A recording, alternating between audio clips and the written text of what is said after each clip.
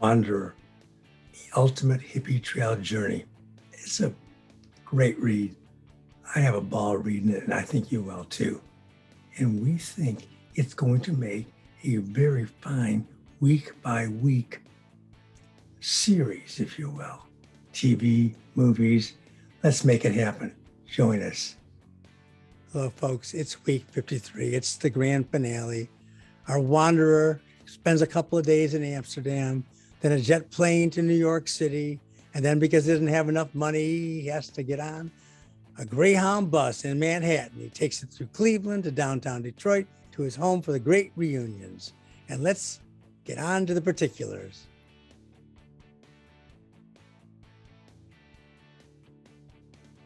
Saturday night in Amsterdam turns to Sunday morning. It's October 3, 1971. This city is a real mind blower.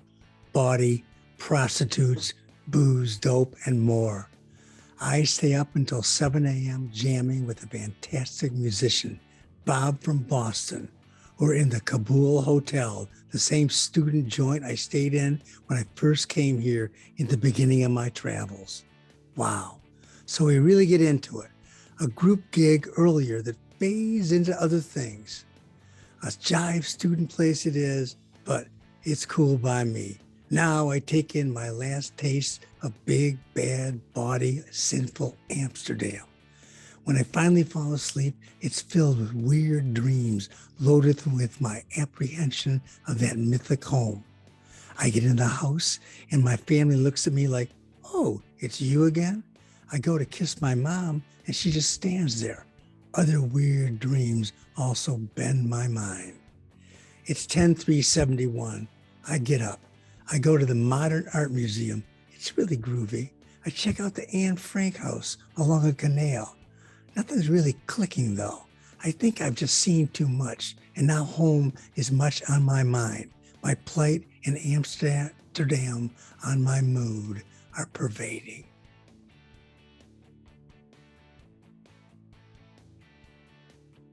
It's October 4, 1971, Monday, Amsterdam, the Netherlands. This is my last day in a foreign country for a while. It's been a time of much thought for me. I really don't have any idea what the future will bring, which is groovy. At 2 p.m., I'll be heading to the airport, and soon enough, I'll be right up there against that big mother, New York City. I don't know, I might never get out of there. So my mind is swimming with the possibilities. I want to meditate a while by a canal. Truck on, brother. Love me 2 times. The day goes by. Now I'm high in the sky. Amsterdam and New York City. Wow, I've been in a bit of a stone daze all day and somehow biding my nervous energy and going into where I am right now. Dig it. The view out of the window, a sea of clouds with a flash of red colored from the sun. We chase right over the fluffy horizon. I feel very good. Thoughts of my possibilities in New York City fly through my head. Fly home, try to get to an old buddy who lives on Long Island. I stayed with him before I left for Europe. Hitchhike, take a bus, I don't know. If I could get student discounts, only $25 to Detroit Metro. Let me see. Well, I'll let it play as she flies. There's a beautiful panorama of red-orange that goes from that sea of clouds, and it has been there for hours. Then the full moon comes up behind us while the sun is still setting in the west as we chase it across the Atlantic Ocean. Here, there, and everywhere, here comes the sun. Home again, home again. Whoa.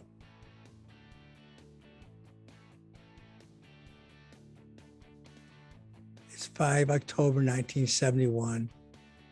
Well, I get off the plane. I'm in New York City at the big airport. My student ID is expired, so there's no half-price fare for me, and I can't afford to fly. I will have to take a bus, so I'm off to Madison Square Garden and Penn Station, here from Kennedy Airport.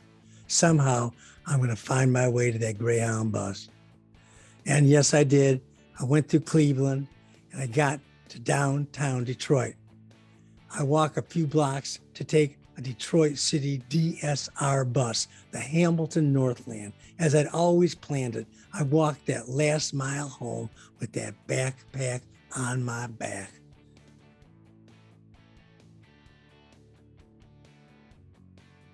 Oak Park is so beautiful. The whole area is so modern. As I walk up Rosemary Street, I can't bear it. A million thoughts rush through me. Through the front door, I come. The screen door is open. I see my dog laying in the front hallway. I just walk in and the dog doesn't even look up. She is getting old. My mom is standing in the kitchen cooking, and there is that long, beautiful, awaited hugging and kissing. I just can't believe where I am at all. It's so high. It's so high. Then the people, my sisters, my brother Alvin, Leno, the friends come rushing back at me. They have been only memories and dreams, and now their reality is there to touch and hold. My world that I left behind dramatically comes roaring back. My wandering days are over. I am home. My odyssey to find myself is done.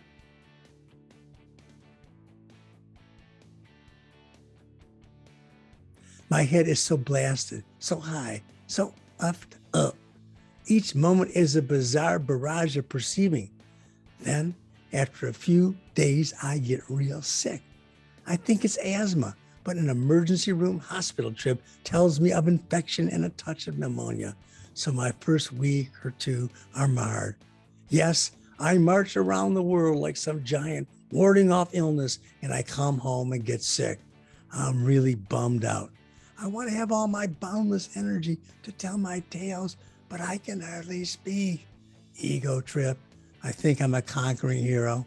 I've got so much to say about my homecoming. Now I've got the same queries of the life I left behind and tried to ignore for my year of journey. But it is all worth it. God bless America and the world. Amen.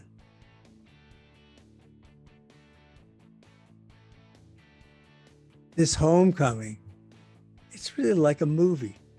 I don't know if you've seen the Almost Famous film when the young man goes out on the road with quite an adventure and with a rock band or two. And guess what? He comes back and he is just blown out. Well, I was too. What happens afterwards, you'll have to see. I had an incredible life and it's another tale to tell. But for now, let's just say it was a hell of a time going week by week and experiencing my travels. It's like I've lived it again.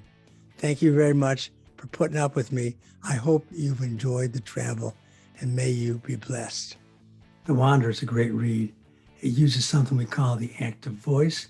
It's a hell of a lot of fun. You feel like you're right there experiencing it with our wanderer. And follow our route of the journey on our website at wandererbook.com. I get off the bus in Detroit and hop on a local bus that takes me toward my home in Oak Park. The guy sitting next to me has a transistor radio. I hear a new song for the first time by John Lennon and his Plastic Ono Band. Imagine. I am swept up in instant reverie hearing the great words of this song. You may say I'm a dreamer, but I'm not the only one. I hope someday you'll join us and the world will be as one. I immediately loved this song upon hearing. It captures so much that's been going on in my head while I've traveled. Imagine no possessions, I wonder if you can. No need for greed or hunger, a brotherhood of man. Imagine all the people sharing all the world. The song is timeless. John Lennon has struck a cultural chord that will ring on forever. John is right. He's not the only dreamer. I'm a dreamer too.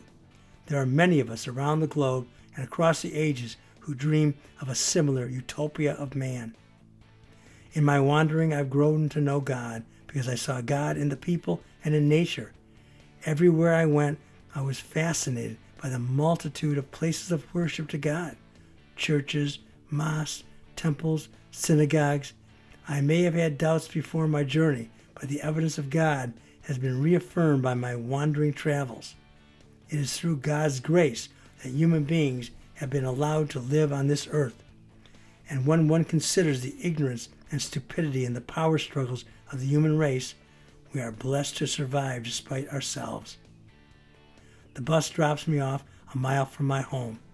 I walk the last mile just as I've always planned. I am the wanderer, and my journey is complete. You may say I'm a dreamer, but I'm not the only one. I hope someday you'll join us, and the world will be as one.